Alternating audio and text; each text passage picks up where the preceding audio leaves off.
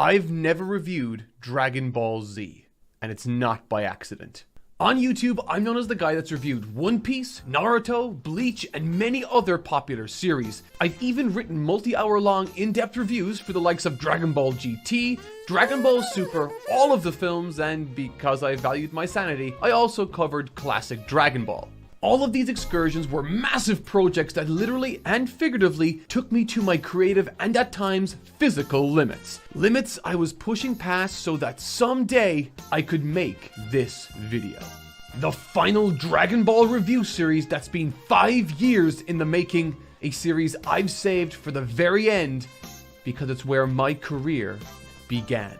Get excited and strap in, folks, because this is going to be my longest and most in-depth analysis to date, where I will push even further beyond, deliver for all of you over the next month the finale to a series I'm convinced is so much better than millions give it credit for, and finally talk about my childhood favorite. I hope you're sitting down because this is everything I've got. I'm Mark Fitzpatrick, and this is quite simply a story that needs no such introduction. I am of course talking about the global phenomenon, the instantly iconic, and the exceptionally exciting Akira Toriyama's Dragon Ball Z.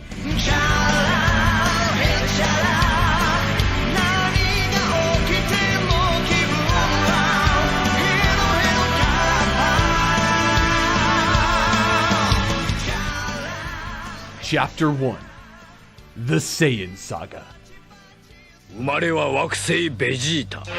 誇り高き全宇宙一の強戦士族サイヤ人だ。 As first acts go, this introduction is second to none in Dragon Ball, no matter which arc you're talking about. Better than anything GT, Super, and even early Dragon Ball offered. This first step into this arc is packed to bursting with so much lore, swerves, rug pulls, reintroductions, introductions, stipulations, strategies, techniques, old and new, and sets up what's to come in such a perfect way that I will probably gush at numerous points in this video uncontrollably as to why it is so damn good and 100% that bitch. Case in point, Goku's spiky older brother, Raditz. So yeah, Goku's an alien, and Toriyama is a weird but very fun writer when it comes to this fly by the seat of your pants type writing style. Unlike series such as One Piece or Attack on Titan, which have justifiably been celebrated in the past for their clear vision they progress through the story with, Dragon Ball is sort of the opposite in pretty much every respect. Toriyama's a massive fan of injecting comedy into his manga, and that's fitting because this dude pretty much improvised an entire story that turned into one of the cultural touchstones of my generation.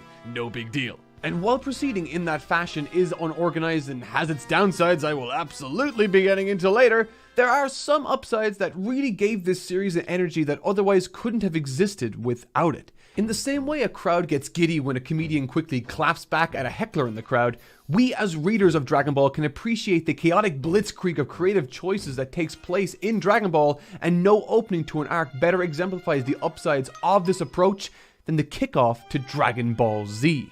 Like, take this one for example. For pages and pages following Raditz's reveal, he bellows about the lack of work produced by this, quote, Kakarot. We've never heard of this person's name before, so we assume it's a new character. We wonder to ourselves, who the hell is he talking about? And right as he's leaving his first encounter with Piccolo, we get this panel. And with that one panel, Toriyama single-handedly turned the entire Dragon Ball world onto its head. I can see it now, the collective minds of millions across Japan being blown. And while it wasn't built up to, and while he likely never planned for Dragon Ball to take this particular course in the first place, he also tends to leave his story's fringes vague when he doesn't know what to write down. And honestly, that restraint, that ability to not feel like he has to have all the answers all the time, that might be one of the secret ingredients to this series. Unironically, it doesn't bloat any of the narrative, it's all for the purpose of keeping the project streamlined, certainly, but it also doesn't cut off any options for him when he wants to take them. I mean, he introduces Goku in the very first arc of Dragon Ball and people immediately start to ask about his tale. But Goku and Toriyama, they answer honestly about it by not really giving that much information because they don't really know. And that works because it isn't important to the story, and while this does have its downsides, what this more lax approach offers the series is a unique flexibility to jump from a kung fu adjacent genre to a sudden sci-fi galactic epic in the snap of his fingers. Literally, one chapter of transition and it's seamless. You accept it immediately because of course he's an alien. He transforms into a giant monkey. And yes, it's a monkey, not an ape. Apes don't have tails. Ooga booga strong monkey. And speaking of monkeys, can we talk about the introduction of Son Gohan for 1 second? But first, let me talk to you all about another galactic tale, one with awesome battles, amazing graphics, and extra cute anime girls if that's your thing. This is the global hit space fantasy RPG, Honkai Star Rail. From the creators of Genshin Impact, this free-to-play game sees you embark on a planet-hopping adventure aboard the Astral Express, where you'll encounter a stunningly rendered host of awesome characters to build your team with as you trailblaze across this meticulously constructed sci-fi world. Available on both mobile and PC, this game sports insane visuals on both platforms. Thanks to its top-tier cinematography and animation direction, whether it's cutscenes or the amazing special effects in combat, every moment is a genuine audio-visual feast. And with the release of this video, you can now pick up 2 new limited 5-star characters. First up is Blade, a powerful swordsman with the ability to obliterate enemies at the cost of his own HP. The more damage he takes, the higher damage he deals. Next is Kafka, a terrifying antagonist with a close connection to the main character. This ruthless katana-wielding killer is one of the game's most anticipated characters. And with the release of the 1.2 update, you'll be able to experience so many fascinating turning points as the game reaches the climax of its current story arc. There's never been a better time to get started, and if you're new, you can use my link down below to download this game to get your hands on an extra 50 Stellar Jade. Just use my promo code on the screen right now or scan my QR code and you're good to go. Once again, my link's in the description and it's entirely free.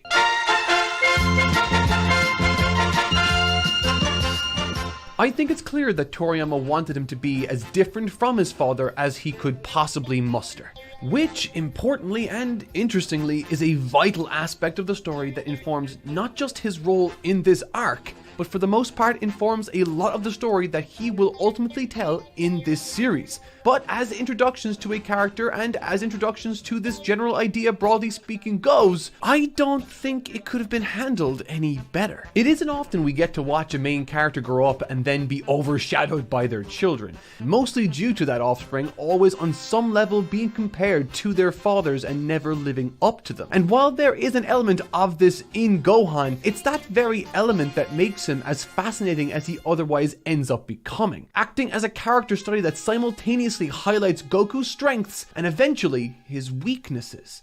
And to achieve such a sophisticated character, Akira Toriyama wrote Gohan to be, in almost every area of his character's personality, the total opposite to Goku. And to see this, you need not look any further than their introductions. If we cast our minds back to the opening of Dragon Ball's first arc for Goku, he's entirely independent, confident, practices martial arts, is incredibly strong, a little rough around the edges when it comes to his manners, and even saves Bulma after their first meeting. Immediately, his role is clear to us. He's a capable hero.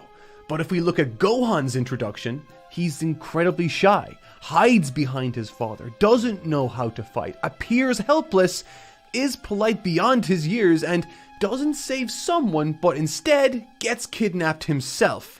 This establishes Gohan immediately as an entirely different character and entity to that of his father. But there is something more there than just a helpless crying child. And that search for that hero inside of himself is central to Gohan's entire story in Dragon Ball Z.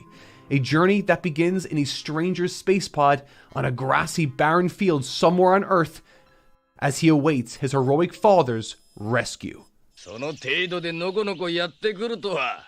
勝負ってのはただ強きゃいいってもんじゃねえよ。こっちには作戦があるんだ。 Goku and Piccolo versus Raditz.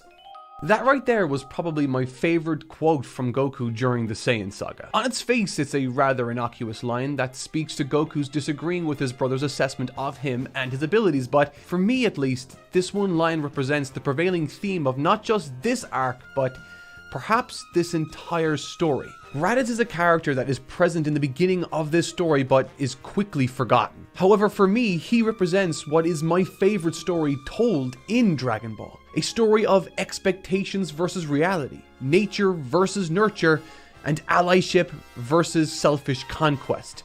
I spoke on this generally with Toriyama's introduction to Gohan moments ago, but the same is true for Raditz in this fight, and indeed the other Saiyans that make their presence felt later on in the story. They are designed to represent an antithetical ideology and culture to that of Goku in order to highlight his differences. His weaknesses, sure, but also indeed his strengths. Even beyond that, if we look at the Scouter, an iconic piece of tech that Raditz introduces to the story, while these metrics are fun to speculate on and mess around with in private or with friends online, the entire point of the Scouter's introduction with this story is to provide yet another metric by which the Earthlings understand what true power is, and how Raditz and indeed the other forces of Frieza's army are misguided ironically. That true power comes from manipulation of ki, group strategy, and specific martial arts proficiency, rather than brute force and strength alone. You'll notice that those with the Scouters, devices that are designed to give the wearer a better idea of what they're seeing, are in fact the most blind on the battlefield. In the case of Raditz, he's taken off guard not once, not twice, not even 3 times, but at numerous instances to varying degrees of severity. This Scouter Raditz relied on put him on the back foot and caused him to underestimate Piccolo, and perhaps most crucially, his brother Goku.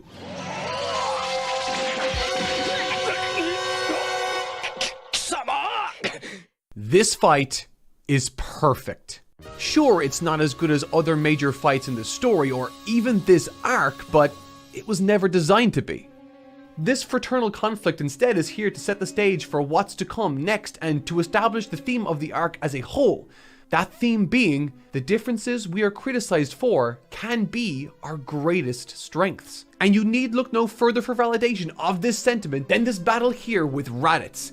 Criticized, chastised, and taken advantage of for acting contrary to the ruthless warrior Raditz claims all Saiyans should naturally be, Goku stands in opposition to him and this ideology by rejecting his offer, allying himself with his greatest enemy, surprising him with a technique he learned from a dear friend and mentor, and finally defeats him with the help of Piccolo in what is the most selfless act he's offered in this series so far. And honestly, quite brilliantly.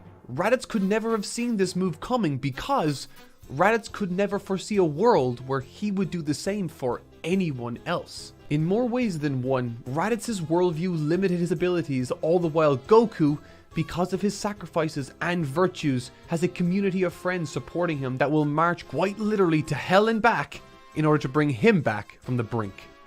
Earlier on, I claimed that this first act does a lot, but in reality, it does everything. It changes the atmosphere of the entire story retroactively while not contradicting anything.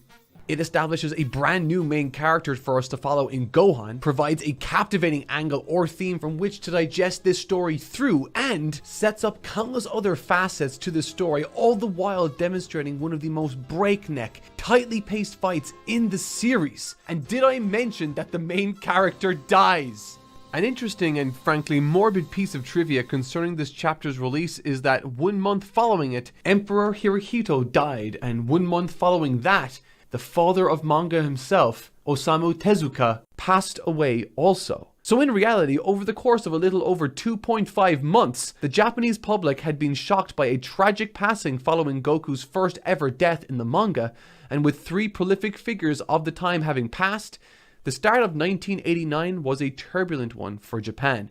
So yeah, this fight is everything. Everything on a much smaller scale than what is admittedly right around the corner is prefaced in this fight and serves as the perfect launch pad. And I think a lot of that gets lost in translation because of how many people start Dragon Ball with the first arc of Z. It's easy to forget that this fight isn't just the story of Goku, but a vital chapter also in the story of Piccolo and his gradual shift in standing with the main cast. Once the most overwhelming villain to have ever graced the Dragon Ball world, now unlikely allies with his arch nemesis Goku against a formidable foe from the stars. Piccolo's change is slow, but it is seismic. And just as we think that we've got our feet under us following Raditz' impactful entry and exit stage left, Gohan is kidnapped by the greatest supervillain this world has ever seen for special training. For as it happens, thanks to the scouter Raditz was wearing, his allies, the Saiyans, are arriving in a single year, all the while Goku, the Earth's hero, is hurled into what will soon become my favorite setting in all of Dragon Ball, Otherworld. But before we move on, just a quick heads up that I have a huge announcement later on in this video, so stay tuned. There are two things I love about second acts in stories: training arcs and tournament arcs, neither of which Dragon Ball is in particularly short supply of. And in this particular second act, there are two main plot lines to follow, as well as the looming threat on the horizon driving all the action that's taking place. So let's start with my favorite one: Otherworld and the wacky adventures of Goku on the way to train with King Kai. You know a training arc is going to be good when, in order to qualify for said training, you need to 1. Be dead, 2. Be one of the lucky few actually chosen to travel with their physical bodies in the first place, and 3. Traverse a seemingly endless 1,000,000 kilometer road that has only once been crossed in the last 100 million years. This is a small aside, but unironically, Snake Way as well as Goku's journey on it has been one of the main inspirations as to why I started running marathons in the first place. It's a simple but immensely effective visual and physical challenge for us to understand as readers, not to mention a fun one. Visually, it's striking, with the clouds beneath acting as an abyss, the likes of which threaten to swallow up Goku if he misses so much as a single step. And in addition to all of that, it's contrasted with this look that just screams, "Let's do it," as soon as he heads off flying. And for whatever reason, this scene has always stuck in my head as sort of this encapsulation of exactly what I love about Goku. And as a kid, it was always something I tried to take inspiration from. That there will be seemingly impossible challenges ahead, but all of those challenges, if you approach them with the right attitude, you really can handle them. Goku's a character I love, and this environment really dragged out some of my favorite qualities of his.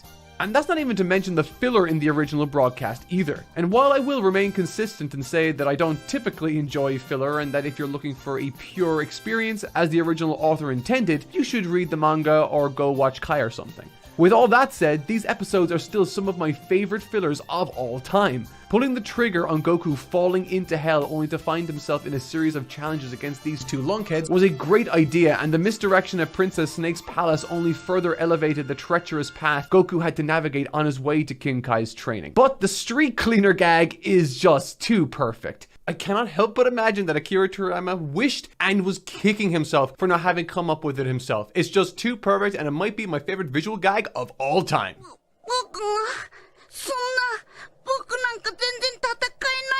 Whenever I read this manga or watch through this story, I'm always struck by how wonderfully Gohan's journey contrasts his father's original path as a child. All the while Goku gleefully and resolutely marches down an impossible path, his son Gohan is struggling to do the very basics of survival, even with the help of an unlikely babysitter. Casting our minds back yet again, we can recall what Goku's first significant on-screen training was as a child. After demonstrating his abilities and proving himself worthy of Master Roshi's tutelage, Goku chose to willingly seek out the guidance and training of who was, at the time, the Earth's greatest hero. Contrast that now with Gohan, someone who too was chosen based on the merits he demonstrated, but was kidnapped, forced to take the training of not the Earth's hero, but instead its ultimate villain. And I honestly enjoyed noticing these little choices because it clearly demonstrated that from the very beginning, Gohan was never meant to be like Goku, which is, I found, not only interesting as a character study, but additionally, as I found, offered the series something it otherwise hadn't in any meaningful capacity prior. Looking back on the early Dragon Ball series, there were of course plenty of opportunities for us to share time with Goku as he trained with various individuals and masters. We've seen him train with people like Krillin, but outside of his direct involvement, any secondary characters' training took place off-screen. Goku needed to be present in order for us to see their training for the most part. However, this time around, in the Saiyan saga, no such mistreatment of secondary characters takes place this time. Mostly. In the past, this was the Goku show, but something is different this time around, and it's thanks to Gohan, who now assumes a comfortable and natural position in the B-plot. not just helping the pacing of this arc tremendously, not just offering up screen time to the likes of Piccolo, who has up until now only shared the screen with Goku, but it is the first indication we've gotten that signals the importance of the Gohan character moving forward, and how in more ways than one, Dragon Ball Z isn't simply the story of Goku, it's the rise of Gohan.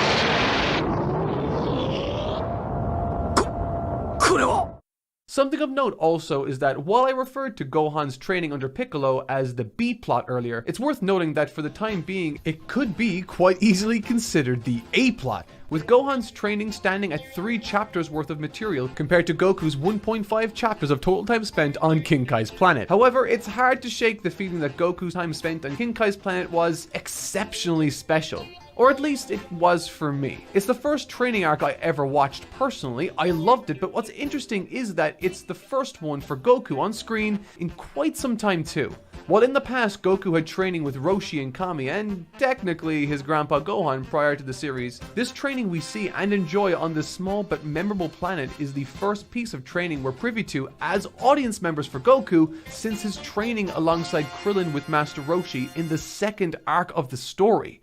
That's ages ago. And as training goes, it's near perfect. Firstly, King Kai is hilarious. Much the same way Roshi was an eccentric wise old teacher, King Kai follows suit with 100% less horny. Those of you who know me will understand why I vastly prefer King Kai. Secondly, King Kai's planet is the first use of enhanced gravity in the series for the purpose of training, making it a natural evolution on the weighted clothing idea introduced in early Dragon Ball. And thirdly, as I mentioned, only 1.5 chapters worth of training is spent with Goku on King Kai's, which honestly made me reflect on why I felt so strongly about this material as a highlight of the series. And then it hit me. Much of the actual on-screen training we get from King Kai is just comedic relief. Very good comedic relief at that, but still just comedic relief. The actual training we do get is classic Dragon Ball, however. Meaning it is all about the fundamentals. Traditionally, that has been Toriyama's approach with training in this series, but its use here works exceptionally well when you take into consideration the broader context of the arc. In other words, when you take into account its themes. Right around the corner is a battle of good versus evil, of elite versus lower class, of natural talent versus hard work. Outside of catching bubbles, almost all of Goku's technique training with King Kai is kept surprisingly vague and secretive, given that we as an audience are present to watch him train in more than one instant. We hear some non-specific talk of the Kaioken, and then Goku firing what appears to be a ki blast, but all of these moments are intentional. This withdrawing, this withholding of information is intentional. These moments are all planting seeds, allowing these crops to be harvested in spades once Goku reaches Earth. And similarly, the vast majority of the other individuals training, including Gohan at this point in time, are also kept largely off screen, further planting seeds for the eventual yield that will result in their first encounter with the Saiyan Okay, actually, wait. There's one piece of filler that I'm glossing over, and honestly, it was the part of the show I never enjoyed watching. And that was Gohan's extra episodes spent with those orphan children and other training hijinks. At first glance, this section of the story seems perfect for filler misadventures the same way Goku's trip across Snake Way offered. But as I mentioned, the choice to avoid demonstrating training is still a creative choice, and one that the anime decided to change, that in my opinion served to not only kill the pacing, but also somewhat spoil the confidence that Gohan would eventually be demonstrated to have gained along his way to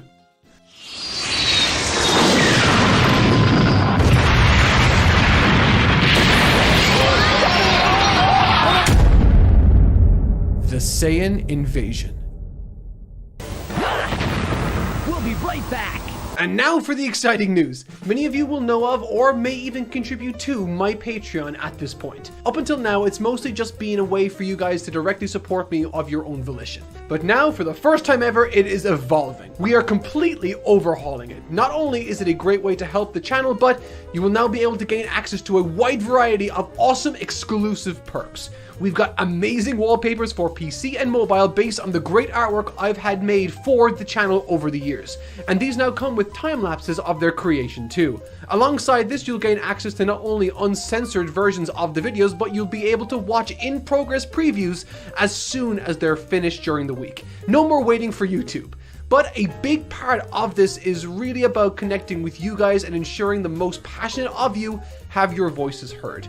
We'll be taking video suggestions from you guys, as well as producing an exclusive Q&A video every single month. And of course, it wouldn't be complete without a series of my incredibly embarrassing outtakes that my crew sure love to laugh at every single week.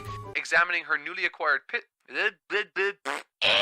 So please, head over to my Patreon, linked in the description, and see what tiers work best for you. And either way, your contribution will now result in your name featured at the end of our videos as a way to recognize you and say thanks. This channel wouldn't be possible without you guys, and I hope this Patreon serves as a great place to support one another with these awesome rewards. I can't wait for you guys to see some of them. 俺たちも勝てるって本当だろうな君の選択が選手たちの運命を変えるスーパーファミコンドラゴンボール Z スーパー悟空伝覚醒編登場 I've been waiting to talk about this one for a long time. Nappa and Vegeta set a bold new standard for this series in this arc. Gone are the days of camp pageantry or gag-fueled bosses with humorous underlings. Vegeta and Nappa are cold-blooded killers, and Toriyama wants you to understand what this means for our heroes right out the gate, as they effectively glass an entire city. And while this might be a rather climactic statement made in this scene by dusting this entire town of life, it comes packed with some subtle exposition and insight also. Firstly, tension is built through our newfound understanding of the Saiyan homeworld's gravity situation. These are monstrously quick and savagely strong foes. Secondly, I like how they allude to Gohan's power being one of the two most substantial power readings based on their initial scouter scans. Furthermore, these expectations for Gohan are only further emphasized when Krillin himself, upon his arrival on the battlefield, compares Gohan with his father when he was a kid. This sets an interesting expectation for us as readers because, aside from seeing a more confident Gohan surviving in the wild at times, we've not really seen how he performs in combat since his run-in with Raditz. And while I'm on the topic of Gohan, I do like that at every available opportunity he dissuades people's expectations of Piccolo as this maniac or monster of evil. Like Goku, he sees him for who he is, not what he projects. And thematically, there's a lot there in terms of being who you are versus what you're expected to be. Similar to how Goku is who he is without fear, Piccolo at this present time is conflicted somewhat, even if he doesn't show it. The sudden exposition onto Piccolo from Vegeta and Nappa certainly takes him by surprise concerning his ancestry. And the final piece of subtle exposition from the Saiyans is a key aspect of Vegeta's characterization that is communicated early, and that is his intelligence. He recalls the name of the Dragon Balls instantly, points out how reckless Nappa's glassing of an entire city was because it could have contained a Dragon Ball, and beyond even that, Vegeta is the first to acknowledge almost immediately how worthless the Scouters themselves are, based entirely on Raditz's encounter with the Earthlings prior. It's terrific stuff and demonstrates to us that while Vegeta might be more monstrous than Nappa in every metric, shocking as that may be, he's also double threatening because he possesses the ability to abstractly think on the fly and compose strategy based on available, scarce information. But that's enough preamble, it's time to start fighting.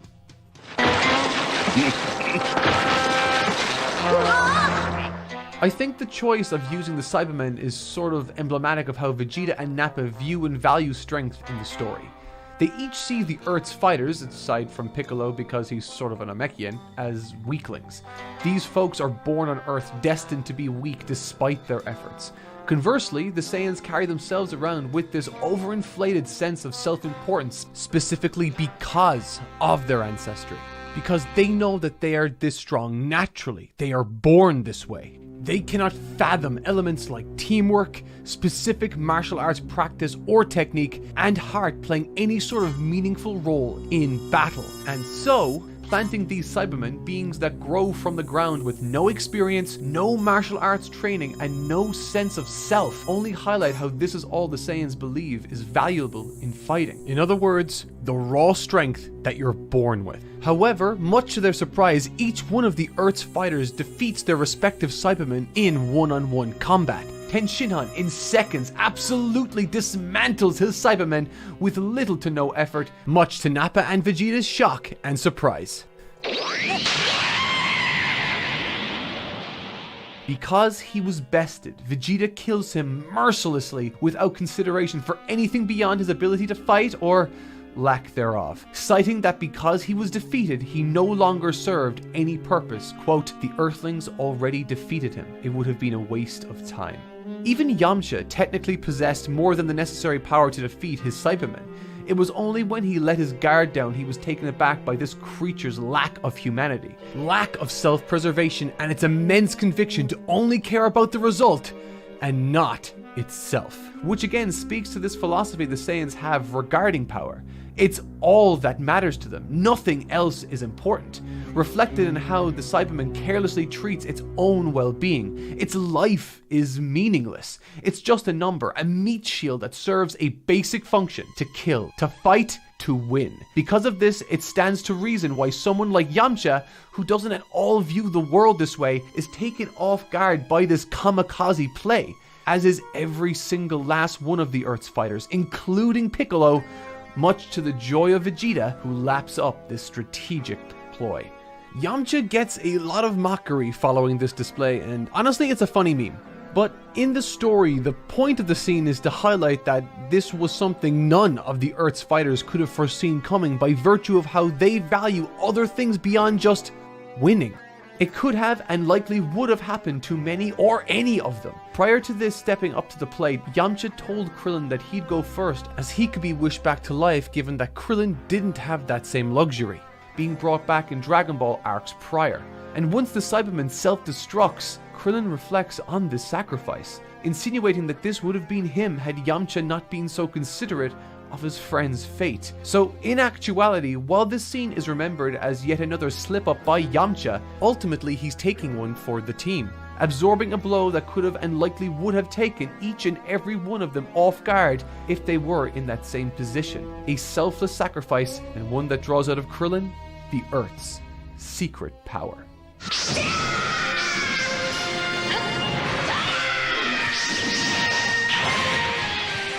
Missing one, it lunges at Gohan, who despite what he just saw is totally frozen. All this training, all this preparation, all this anticipation, and he freezes. In a wonderful moment of guardianship, Piccolo demonstrates his ability and watchful eye of Gohan by quickly disposing of this remaining Cyberman. And while also a wonderful demonstration of what Yamcha taught him with his sacrifice, it is also our first indication that unlike his father, Gohan is not ready for this. Not even close. However, this doesn't stand out too much at this point because, well, everyone is taken off guard and paralyzed by what takes place next. Frightening as this move is, with an intensity of visual carnage to rival anything we've seen so far in the series, this scene's thematic highlight and clever contrast comes not through Ten Shinhan, but instead through his longtime friend and partner, Chaozu.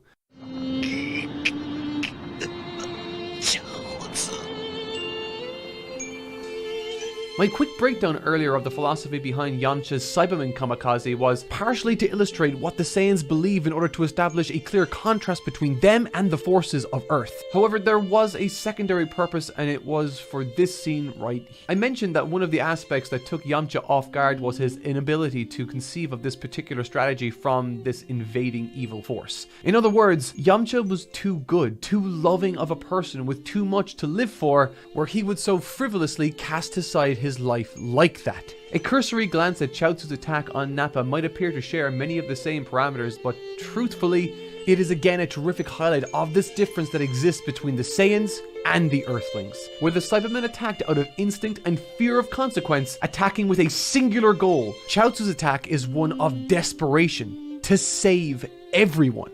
Like Yamcha, his is a sacrifice born out of a desire to prevent more pain coming to his friends by giving up everything. And Nappa, just like Yamcha, for the opposite reasons, never saw this attack coming. In other words, where Yamcha was too good of a person, Nappa was so bought into this idea of might makes right and power is all that matters that he couldn't foresee anyone, let alone himself, doing something like Chaozu did for his friends that day. It's another spectacular narrative choice that carries with it so much meaning and thematic significance. Both Yamcha and Chaozu offered up their lives, and in doing so not just saved their friends momentarily, but through this leverage of their characters, Akira Toriyama was able to establish concretely what these Saiyans are. Heartless monsters with no value for anything or anyone beyond their own selfish interest. And in the case of the Earthlings, while not enough to stop Vegeta or Nappa, they are certainly much more than either of the two cruel Saiyans ever imagined they possibly could be.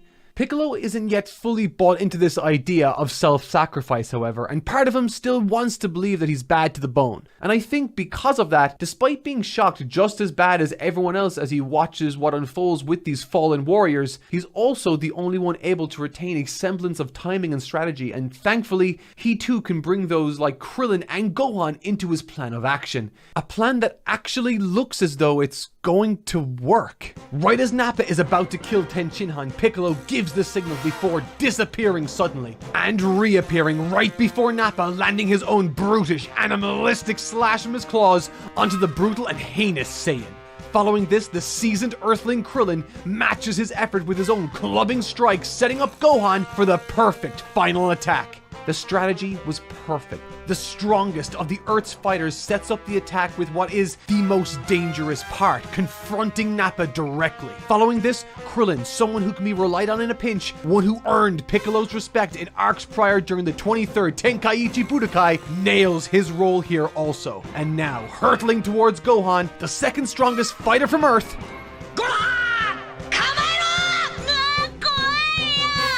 he freezes. Because of course this happened. Unlike Piccolo, unlike Krillin, and unlike even Goku, this isn't Gohan's natural state. Standing on the battlefield with monsters, forced to bear witness to graphic deaths and attacks time and again, almost coming close to dying himself. This was always going to be the outcome. Because as I've mentioned time and again in this video, Gohan isn't special or interesting because of his abilities, but instead his lack of them and his determination to keep trying despite this natural aversion he has to fighting and danger.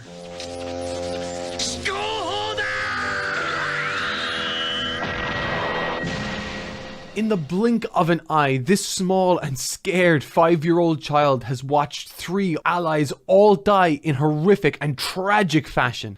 It's worth noting that earlier I mentioned Piccolo was the strongest of the Earth's forces and that Gohan was second. However, I said that only really because it was what Nappa and Vegeta assumed based on their initial readings at the time and who they discovered once they arrived to investigate. But as it happens, Gohan, according to Piccolo, has greater power dwelling within him than even he possesses. This juxtaposition between Gohan's latent ability and his desire to avoid conflict at all costs is a match made in heaven, narratively speaking, placing a tremendous amount of hope and responsibility on his capable but small and unsure shoulders is the perfect recipe for manufacturing tension and exciting moments. However, before we get to that, the Saiyans, and by Saiyans I mean Vegeta, recognizes that Gohan, Piccolo, and Krillin's talk of Goku must mean Kakarot is soon to arrive. And giddy to torture his son before his very eyes, they jump at the chance to give the Saiyan traitor Kakarot the time he needs to reach the battlefield. But 3 hours pass, and he still doesn't show up. From this point on, every single moment is spent showcasing another one of the arc's themes, that being the Earthlings' unwillingness to give up. From Piccolo's failed plan against Nappa to Gohan miraculously withstanding Nappa's full-on attack to Krillin still managing to get an attack off against Nappa. The remaining 3 fighters continue endlessly in their endeavor to fight back, despite how obviously beaten they are. It's a level of determination against adversity that not only befuddles Nappa to the point of rage, but is, in the end, a driving force that is pivotal to the eventual victory of Earth as a whole. That drive to carry on despite adversity is an attitude that both Nappa and Vegeta are completely alien to. They were born into a higher class, and from what has been indicated to us thus far, have likely largely bulldozed over pretty much every foe they've ever faced up until now. In other words, there is no obstacle for them to overcome normally. They are the obstacle. But that difference in perspective is what makes all the difference here, and just plays even more into the themes of the upcoming fight against Vegeta, the themes of class, of the resolute strength that the Earthlings' lower class status has instilled in them, ensuring they will continue training and fighting back until their final breath. Piccolo said it best: the Earth doesn't go down easily. And he's saying that from experience. And that's when it happens. Goku arrives at the check-in station to find Kami as he's transported to the land of the living once again. And the moment Goku's body arrives in that realm, Vegeta's scouter surges into action, alerting him to something they never expected. It reads, a power level of 5,000 closing in on their location. Shocked, he orders Nappa to kill them all immediately. While this wasn't to be expected, I love that Vegeta has the wherewithal to assess the situation and strategize. With limited time before Kakarot's imminent arrival, he concludes that with Earthlings, appearances can be deceiving. And if Kakarot was raised here too, that means that he also could be hiding something more than what was initially read on the Scouters. Odds are, if these Earthlings could help Kakarot, things could prove challenging for the Saiyans. I mean, Vegeta's awareness compared to Nappa here is chilling but exhilarating to watch.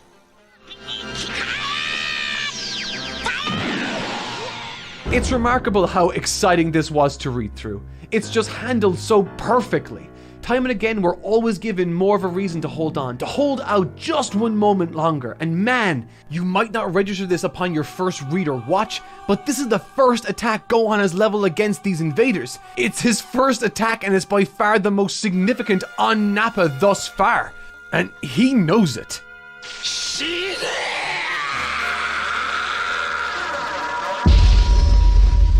This might be the most significant point in the story so far. Everyone is down. Goku isn't here, and Gohan is face to face with the strongest attack leveled against anyone thus far in the entire series. The only one who seems to have the strength to make it to his feet is Piccolo. And as the son of his lifelong enemy faces certain death, Piccolo drops the last remaining facade of evil and steps headfirst into a new era of his character as he gives up his life for another.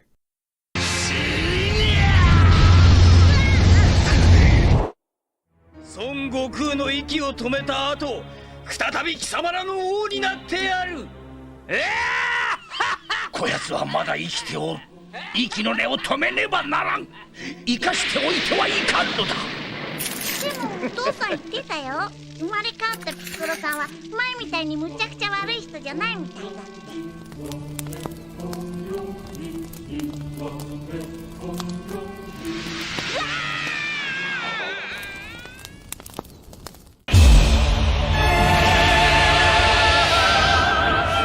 It cannot be overstated how powerful this moment is.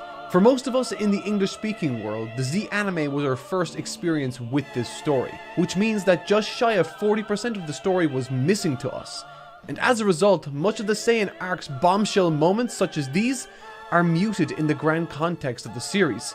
One moment we're introduced to Goku, and the next we're told he's an alien. One moment we're introduced to Piccolo and told he was a villain before we see he's good again, or at worst, an anti-villain. The pieces are there, but the sheer weight of what the first 40% of the story provided is not.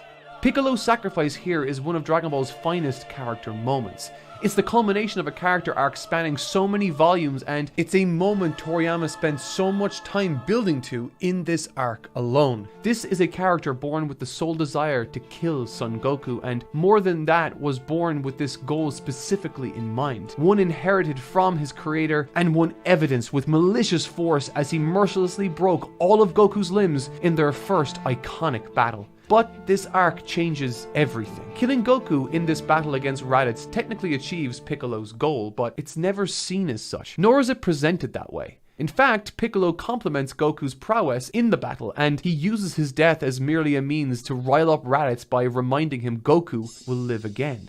The change is already clear at this point, but as Piccolo takes Gohan away to train him, this transition in alignment only becomes stronger, to the point that God himself actively tells us this is the case. In fact, arguably before Piccolo even realizes it himself. Throughout Gohan's training, Piccolo is a brutal master. On the surface. He leaves Gohan to fend for himself, but still takes the time to leave him apples. He removes Gohan's tail for the sake of removing a weakness, but follows up with clothing and a weapon. Every dark moment is followed by one of tenderness, and by the time the battle rolls around, their chemistry is strong to the point of being referred to collectively. We've become far stronger. And as Nappa faces Gohan, Piccolo makes a choice. He casts aside not just his life, but the Dragon Balls too. He puts aside everything for this child he has nurtured and bonded with over the last several months, and gives up his life instead. And it's at this moment the facade drops. What God realized months ago finally comes pouring out of Piccolo's own mouth. Gohan changed him. Quote, "You were the only one who ever really talked to me." That familial path he was set on by his creator was disrupted by the sheer innocence and love of a child. A running theme in this arc is that of bucking existing expectations based on this idea of inherited responsibility. Others having expectations of Gohan as Goku's firstborn son. Goku learning he's in many ways the antithesis of what the Saiyans represent in the cosmos, and Piccolo, in a similar fashion we can see, has struggled with his own identity issues since his arrival in the story. This sort of messaging is all over this arc, even going as far as to subvert our own expectations of certain characters. Take Gohan for example. Son of the main character, and his very first Ki Blast, his first signature technique, isn't a Kamehameha, it's a move from Piccolo. A move literally called Masenko, or Demon Flash. This is all to say that the message of this arc has always been that who we are is not and should not be dictated to us by our race, by our culture, or our relatives. In the same way Goku was demonized by Raditz for being unlike how he viewed a Saiyan should be, Piccolo too was born with expectations and believed he needed to live up to those expectations as they were his life's greatest purpose. He even believed it, but as pointed out by Gohan, his father would tell him that Piccolo wasn't ever really a bad person like King Piccolo was before him. And firsthand, Gohan discovered that Piccolo was quite the opposite to how many had described him before. And that's what this moment is, a culmination of everything. A final act of defiance against who he expected himself to be in order to be true to who he is. No longer living a lie, instead choosing to die the hero. It is genuinely one of Toriyama's finest character moments and a real triumph in an arc full of incredible scenes. This is what relief feels like. Toriyama has given us so much in this arc, placed our point of view onto Gohan, formed new bonds with unlikely heroes, demonstrated the tenacity of Earth in more ways than one, and systematically has torn down and taken away each and every one of these. Culminating with and teasing the final nail in the coffin, Gohan's ultimate defeat and death at the hands of Nappa, only to remind us that this is still Goku's story. There's something to be said for how Goku arrives on the battlefield during the Saiyan arc, and while it's effortlessly cool to watch this offbeat, somewhat lighthearted character nonchalantly waltz from one side of the battlefield to the next without so much as acknowledging Vegeta or Nappa's taunts and jeers.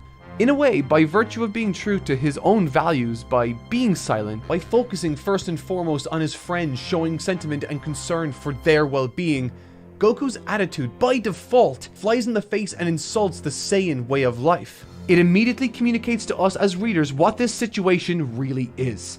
At this point, Goku has so astronomically surpassed Nappa, he isn't even really a concern to him. And while Nappa sees this as Goku having a death wish rather than a concern for his loved ones, we as readers know otherwise. It sets up this level of impending catharsis, or should I say impending beatdown, that only Goku can deliver. Once again, Goku, by being who he is, rejects this supposed way of life Vegeta and Nappa represent. Kakarotの戦闘力はいくつですか? 8000以上だ! Goku versus Nappa. Much like Piccolo, Goku was believed to have been sent to this world to conquer it, to kill, to ravage, to enslave, but that wasn't who Piccolo was, and as Nappa is quickly finding out, that isn't who Goku is either. To Nappa, sentiment, mercy, consideration for others are all signs of weakness. weakness that leads him to vastly underestimate Goku when he first engaged with him. What's so fascinating about this fight is that it actually marks an important shift in Akira Toriyama's philosophy. If you cast your minds back to the pre-Z portion of the story, Goku's small demeanor was used to create David versus Goliath type moments. The smaller power besting giants, so to speak. Whether it be King Piccolo or Sergeant Metallic, Goku's small stature and excitable personality was pitted against these huge, menacing foes. And Goku's fight against Nappa is an awesome one and follows this same approach. Just look at how small Goku is pictured against this guy, only to style on him again and again and again, with Toriyama breaking out some of the more dynamic and fun angles in his toolkit. It's a short but incredibly cathartic bout that's been much needed amidst all that was lost. But it's here that Akira Toriyama flips the design philosophy on its head. Vegeta, a tiny speck of a man, ruthlessly obliterates Nappa in an instant. The smaller of the pair is by far the most powerful, and in spite of Goku's bout against Nappa serving to show us just how much he's improved, this surprise moment, this switch up in design philosophy not only brutally brings reality crashing back down around us, but it also reminds us that this isn't the same happy-go-lucky Dragon Ball we all know and love anymore. From Frieza's tiniest form being his most mighty, to the same being true for Cell, and of course the minuscule evil Buu really slams this philosophy home.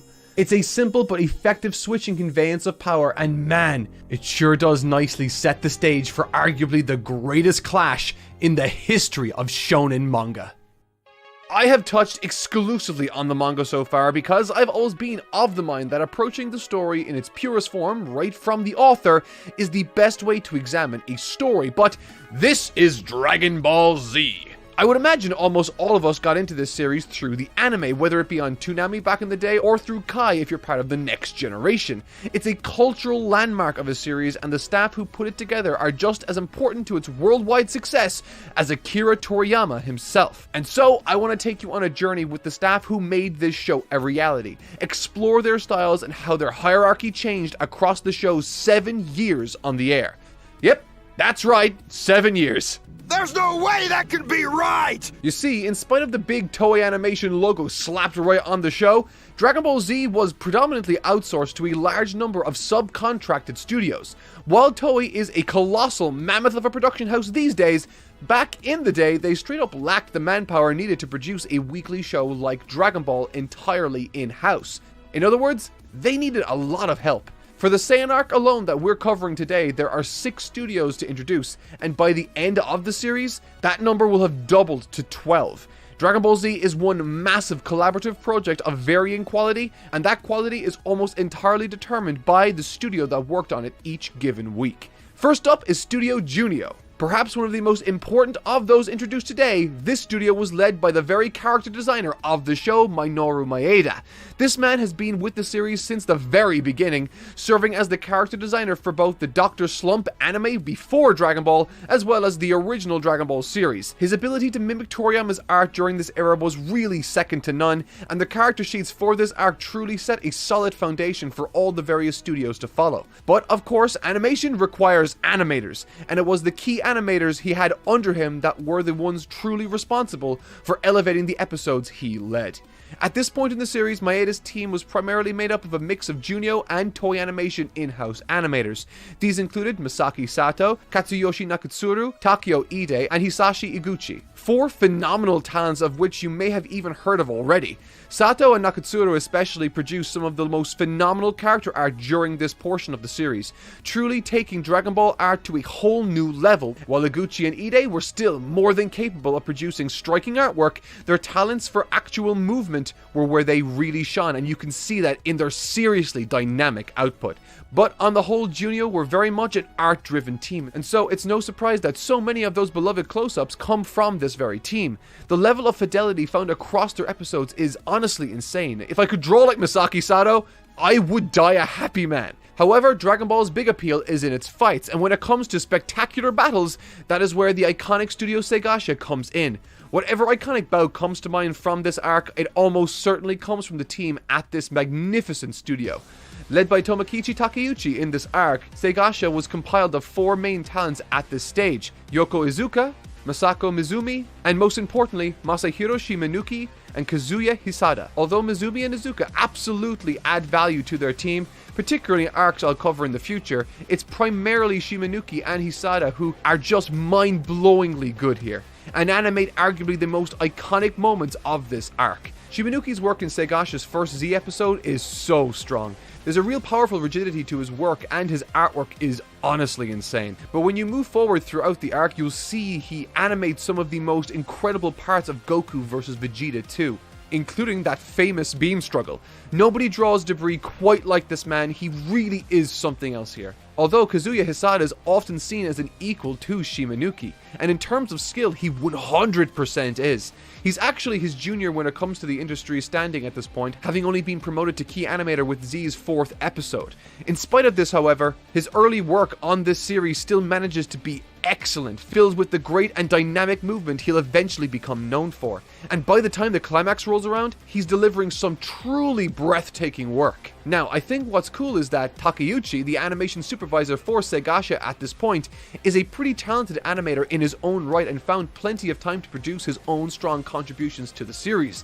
With a very animation-focused brain, he'd also quite often let his star talents under him shine with minor or no corrections to their work. And, well, recognizing the talent of those under you and knowing when to correct and when not to is a very important skill, and not one every supervisor understands, unfortunately. Introducing Shindo Production. Named after its supervisor here, Mitsuo Shindo is certainly someone with a very distinctive style and a completely unwavering touch when it comes to corrections. If you work under him, well, you're absolutely getting your work redrawn to look like his, regardless of how good it looked in the first place. And, well, the people under him at this point are Teruhisa Ryu, Noriko Shibata, and a very famous name these days, Tadayoshi Yamamuro. As a result of Shindo's corrections, and because the studio aren't hugely animation oriented at this point, it's difficult to pinpoint particular staff with 100% certainty in this arc. But I think it's at least interesting to look at Shindo's style. It is extremely angular, to the point that it really stands out against the episodes that surround them. It's not bad or anything, but it sure is at odds with Maeda's design sheets and even Toriyama's own work for this era. Next up is Studio Last House. For all intents and purposes, Last House is the backbone of Dragon Ball Z, regardless of anything I will say about their quality. Their existence is pivotal, and they animate the highest number of episodes in the series by a mile, often allowing elongated schedules for other studios' episodes. The team was led by Masayuki Uchiyama, who, well, let's just say their evolution across this series might not result in them having the best reputation, but their work on this arc is actually solid thanks to Maeda's rounder designs here meshing well with Uchiyama's own blobbier style. Under him are some pretty substantial players in the Dragon Ball world though. Akio Katada, Katsuya Seiki, Taichiro Ohara, and Naotoshi Shida. It's the latter who carry this team like no other. Ohara is a master of movement, especially with vehicles in this arc for some reason. Shida is likewise a real powerhouse of an animator, and you almost definitely know his name already thanks to his crazy popular output these days. You can really see the beginning of that famous style creeping through in his early work here also. I mean, it's been 30 years and he still draws ears the exact same way. In spite, however, of this talent under him, Uchiyama does often find himself criticized for his episodes thanks to his animation corrections. While he sometimes does make work arguably worse, even the ones where they're an improvement tend to look quite flat and amateur looking, as he doesn't have particularly great line confidence with his own drawings. It's a very similar tale with the next studio too, Studio Live. Yukio Ebizawa leads the charge here, and while he's a better animator than Uchiyama, his style at this point in the series is bizarre to say the least. He has perhaps the largest variety of animators under him across this arc, and so listing them all probably isn't the most realistic until they stabilize later, but I do want to highlight Tomiya Ida as a particular standout. And unfortunately, someone who also serves to demonstrate how strange Ebizawa's corrections can be. I mean, look at this. The impact of the pose is so much improved, but what a bizarre style that totally shifts it off-model from the on-model original. And that's basically what you get when it comes to Ebizawa. And that brings us to the final, well, it's not really a studio actually, it's a single person, but Katsumi Aoshima. This man is a beast and largely produced his episodes on his own, with the exception of some small help from the likes of Hideko Okimoto. And if you haven't noticed, I think solo animators are awesome. Not only does it take insane skill to animate an entire 26-minute long episode almost entirely by yourself, but it really lends itself well to a production's health. Being able to slot yourself into a show at any given time to allow other teams more time to work on their episodes is invaluable, and well, that speed is worth a lot. There was once an animator with that kind of speed who did so much work in a given year that they made more money than the head of the studio and bought a Porsche. How's that for reward for work? I say Porsche. It's longer. And okay, that's quite the mixed bag of a roster I've just now outlined, and yet this arc is still an excellent bit of television. And well, that's because, of course, animation isn't the only thing that makes for good TV. A good director is pivotal, especially a series director, the one in charge of the overall approach to the show. For Dragon Ball Z, this was handled by Daisuke Nishio for the majority of its run.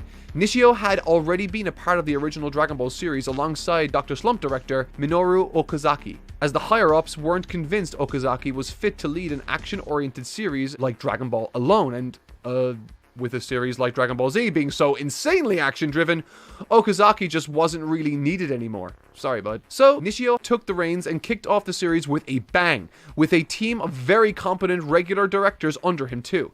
And the most extraordinary of all has to be Yoshihiro Ueda. This man is just absurd.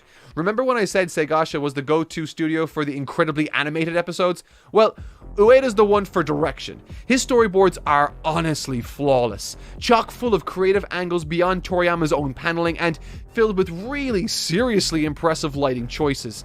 This man knows how to set a mood, genuinely. Like, any of those spectacular episodes you remember from this part of the series were probably directed by him. And if they weren't, it was Nishio. The pair are just spectacular together. I'd bend the knee, but... And so, with introductions over, the story of Dragon Ball Z's production is really just beginning. Keep the names mentioned in mind going forward too, as with each video in this series, we'll be taking a look at who else joins the fray, their standout episodes, and how each of those studios begins to evolve and blossom, or, in some cases, even devolve. And so now, with the animation stage set, I think the setting is perfect for...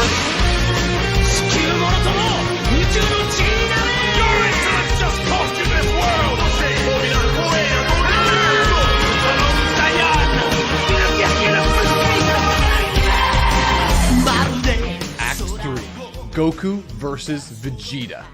My friends, this is arguably the greatest fight in all of Dragon Ball. Arguably the most iconic battle in all of Japanese manga and anime, and for me, it is the single most influential and important fight scene I'll ever watch.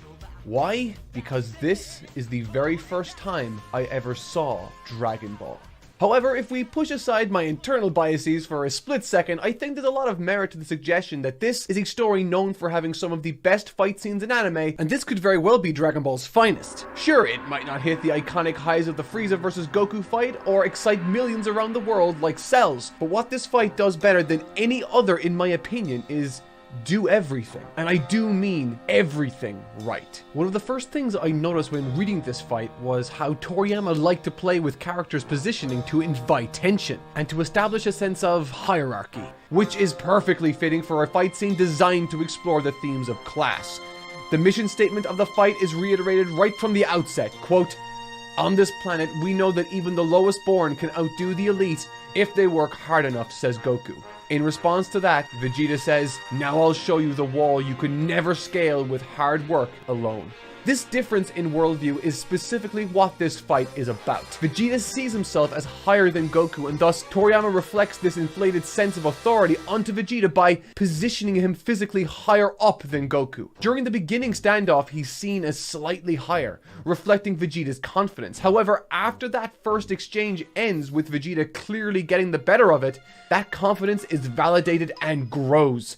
Vegeta is naturally the stronger of the two and is positioned even higher again. Up until now, it has been very rarely seen that Goku is the weaker of the two fighters in any given arc. Heck, the purpose of some of those early tournament arcs was specifically to follow other characters as they navigate solutions to Goku's obvious strength advantages. But this arc establishes Goku as the clear weaker of the two, not as a swerve at the end of a battle hard fought, but instead at the beginning. Why? because now with the strength question having been answered, all that remains left for Goku to lean on are the attributes he has that separate him specifically from the likes of Vegeta. And those traits are the techniques he's learned and the friendships he's forged. I didn't realize this small detail on my first read-through, but during Goku's bout with Nappa, there's an instance where he takes his blast head-on, or should I say chest-on, hands up in the air with his ki and gi absorbing the blast as if it were nothing. Seeing this made me recall what King Kai also said to Goku about his gi when he was gifting it to him towards the end of their training before he left. That being that it could deflect small attacks. Symbolically, the gi he's wearing represents the first line of defense against the Saiyans from his friends, and in this first flurry with Vegeta, it gets torn to rags, proving that Vegeta's going to be a real tough opponent to overcome, even with all that sets Goku apart from him. And in this moment, with the appropriate stressors on Goku, now we get to measure what makes him special against a character like Vegeta. And interestingly, this pushes Goku in ways he's never been pushed before. It's an incredible surge of energy, but one that comes with its own drawbacks, both literally and figuratively, through Vegeta's own furious reaction and counter. Notice how at the beginning he was positioned as this ever-looming figure looking down at the wretched lower-class offspring that Goku represented. But now Goku brought Vegeta to his knees, forcing Vegeta's hand in one of the best and most effective symbolic clashes from this fight, soaring high into the sky, the prince of all Saiyans, the elite of the elite, burning brighter than Goku could ever possibly imagine, looking down from on high, the self-professed most powerful in the universe, and right beneath him, as the only line of defense between the Earth and certain destruction, stands Goku, alone and exhausted. But Goku isn't alone. He never was.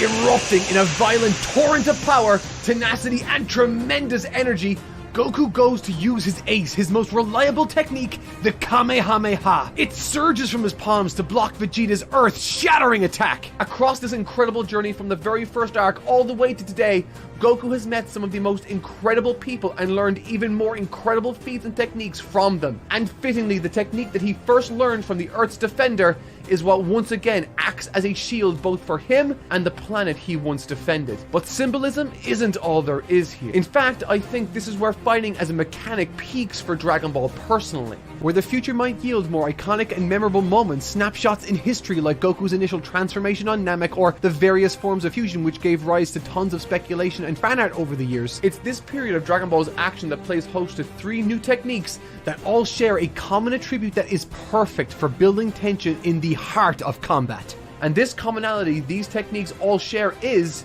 risk versus reward. In other words, this fight is the final culmination of Goku's martial arts training specifically, where fights after will be host to Goku overcoming his physical limits in terms of power and strategy. Goku versus Vegeta is the last hurrah for Goku, the martial artist.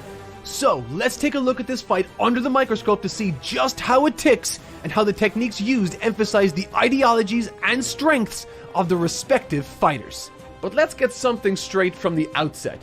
Walking right up to Vegeta in the first place and asking his friends to dip was a recipe for disaster for Goku. Goku is objectively, when it comes to raw data, much weaker than Vegeta. He's slower, physically inferior currently, and can't even rely on his battle IQ or tenacity like he usually does to make up the difference, because just like him, Vegeta is very experienced and clever. So where does Goku look when he's out of options? Well, if you think back across all of Dragon Ball, you need to ask only one question. What does Goku always want to do? To fight strong opponents in order to get stronger. It's a very simple desire and one you might not think is too dissimilar to Vegeta's. However, there is a subtle difference to their respective goals that results in them being total opposites. While Vegeta wants to be the strongest, Goku wants to be stronger. Vegeta's end goal is him standing atop the mountain. Goku doesn't have an end goal, a destination, nothing beyond simple but consistent improvement over time. It's a lesson that was reinforced unto him through his Grandpa Gohan and indeed Master Roshi in early Dragon Ball, that he should keep training, keep learning, keep improving, because there will always be someone else stronger around the next corner. Unlike Goku, Vegeta's worldview has a very simple and clear hierarchy structure, one within which he sees himself sitting atop of. In this very first fight, Vegeta refers to himself as the strongest in the universe, which, whether he's correct or not, reflects a belief that according to Vegeta, there isn't anything he can learn from anyone simply because he's already better than them by his own birthright. The difference between these two characters means that Goku is always eager to seek out training and tutelage from wise masters, while Vegeta isn't. The Kaioken. Developed and taught to him by King Kai, this technique proved to be what kept Goku in the fight initially, magnifying the damage he could deal along with an explosion of speed. This move too came packed with a massive amount of recoil on his body when he pushed himself too far using it. So much so that by the time the first significant section of the fight had concluded, a simple tap on the back from Yajirobe was enough to leave him screaming. The quote, power management side of this fight against Vegeta is worth contrasting with the most recent big clash of Piccolo versus Goku. In that fight, Goku had spent years mastering control over his body and ki, and was able to let loose immense power without even breaking so much as a sweat. I mean, at the very end of the fight, he still had that unreal flurry of attack to unfold on Piccolo, and him being worn down was a direct result of the damage Piccolo had been dealing to him. But here, with Vegeta, he is having to go nuclear and burn through his energy reserve at a rapid rate to even compete. It goes a long way to show just how dire things truly are. The beam struggle Goku engaged in was a wonderful culmination of all of these traits I'm talking about, leveraging his own tenacity while combining the techniques passed down to him by Roshi and King Kai respectively. A short-term win for tremendous long-term loss in order to put Vegeta in his place momentarily. A place where Vegeta was forced to reconsider his worldview, and he didn't like that.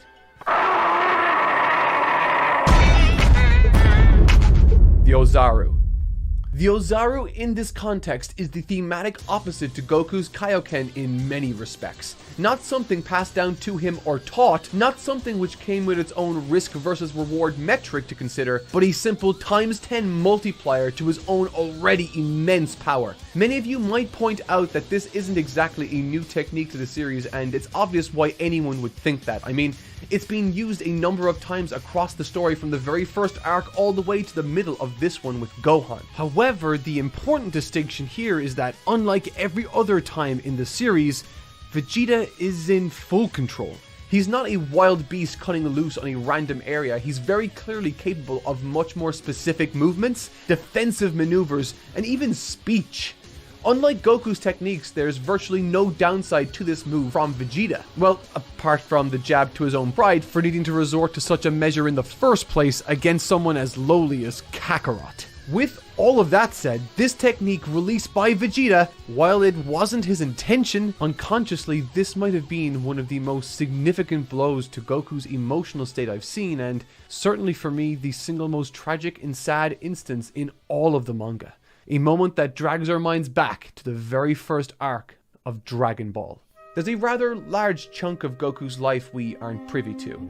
The story itself starts off with Goku already 11 years of age, living alone in a small house in the mountains, praying to the 4-star ball he sees as his grandfather. It's his only family. And at the end of the first arc, we as an audience discover the truth when Goku begins talking about the moon and what his grandpa used to tell him about it.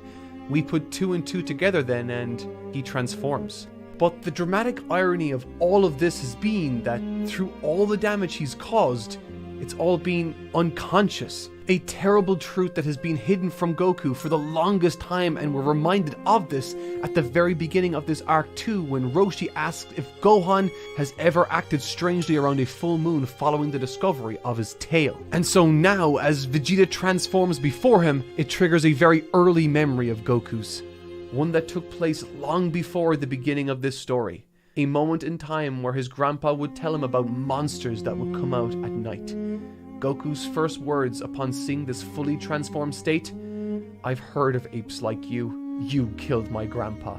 This one move from Vegeta produces one of the most negative mindsets I've seen Goku work through. one that causes him to literally say that he can't defeat this monster, that he can't save the Earth, and one that leads him to somewhat accept his fate when he says that he'll apologize to his grandpa when he gets to heaven. It's a truly horrific place Goku finds himself psychologically, but he has one last ace up his sleeve to try, and in order to make space to attempt it, once again Goku leverages a technique he learned from another dear friend.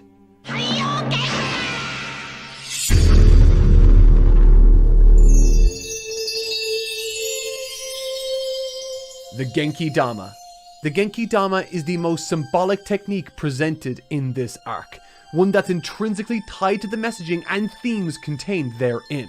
If there was ever a combination of techniques and circumstances that I would grant Toriyama a 10 out of 10 for when it comes to execution and storytelling, it would be his design of the Kaioken, the Genki Dama, and the Ozaru all mixed together.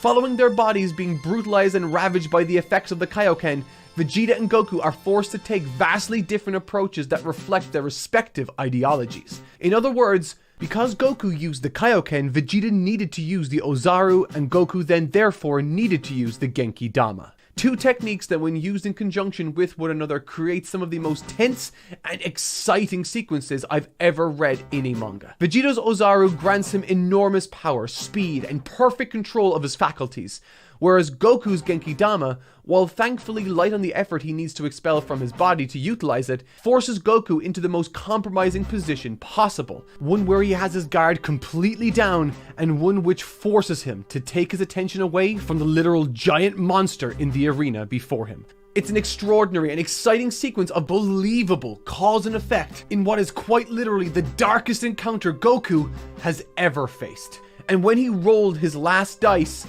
and it came up Snake Eyes, his legs are crushed. He admits defeat, and after firing the last remaining bit of energy he has right into Vegeta's eye, there and then resigns himself to death.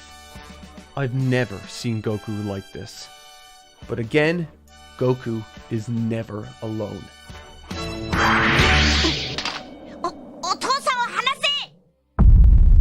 The Earth versus Vegeta.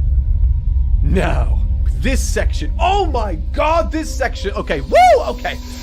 When Dragon Ball is at its best, I don't think there are very many manga that can compete. At least when it comes to combat. It's next level, the storytelling, the emotion, the tension, the swerves, the drama, oh my god, the drama! The conclusion to this arc is utterly spectacular, and not only could I not think of a single thing I would change, whenever I read it, I'm always taken aback by how dumbfoundingly well executed and exciting it always is. The Genki Dama was what Goku believed was his last resort, but in actuality, there was always one other ace hiding up his sleeve, his allies and his loved ones. A number of times throughout this arc, it subtly brought up how much Goku's allies, friends, family, and even enemies value him. From Roshi's passing comment about how everyone worked together to gather the Dragon Balls when they discovered it was he who had passed, to Piccolo's kind words about him on his deathbed, there's something about Goku, who he is naturally, that attracts people to him.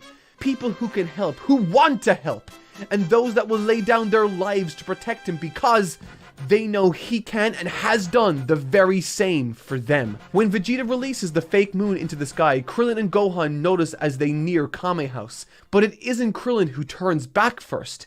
It's Gohan. The youngest and by far the most terrified and unsuited to this environment, was the first person to choose to come back to help at the first sign of irregularity. There's something to that that's just so damn powerful to me. And when they land to find Yajirobe, Krillin's strategy seems like a terrific one. With Gohan, once again, despite being the most non-confrontational naturally, he's the one that's tasked with getting the attention of Vegeta, and he succeeds. Oh my god, okay, I cannot begin to describe to you how 10-year-old Mark might have felt while watching this for the first time, because Vegeta felt like a monster to me, the likes of which I had never seen before. Goku was down for the count indefinitely. Gohan has a spark of greatness, but he's still no match for the Saiyan Prince. And Krillin is much the same. And at this point in my read-through, I genuinely took a step back to take stock of just how dark this entire arc has been. Dragon Ball up until now had certainly its own fair share of darker moments here and there, but even taking that into account, this arc is on another level entirely. Goku dies in the first few chapters in one of the most graphic ways the series has seen. Gohan is kidnapped, Yamcha is killed brutally. The same goes for Chaozu, and the means with which Tenshinhan leaves this realm is one of the most awe-inspiring but at the same time tragically sad and pathetic send-offs. Vegeta kills his own partner and accidentally reveals to Goku the tragic fate of his grandpa and the role he played in it, and following that, Goku resigns himself to death. This arc is just one horrific event after the next, and as Gohan and Krillin are staring down the barrel of certain doom, Toriyama reminds us that we are still reading Dragon Ball.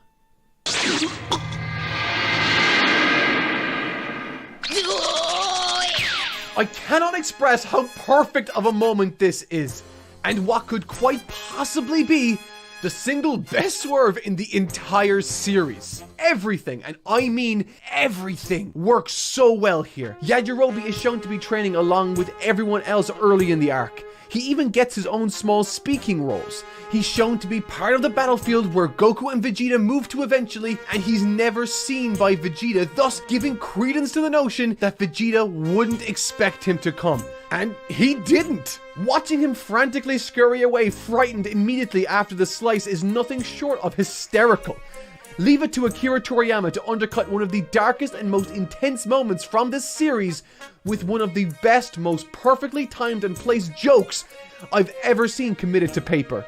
And it doesn't ruin the tension, it doesn't ruin the drama, because it's still not enough. Say what you want about other arcs that came before this one, but Vegeta is a different breed of foe. The amount of times he dusts himself off and keeps trudging forward would put Michael Myers to shame. Nothing seems to stop this guy. Like a murderous, short, and bigoted Terminator, despite reverting to his original size, finds himself still to be the most superior on the battlefield. A circumstance that, while dire, still leaves Goku with more options than he otherwise had originally at his disposal. Gohan needs to step up to the plate one more time. And when he does, possibly my favorite part of this entire fight in terms of psychology and strategy comes into play.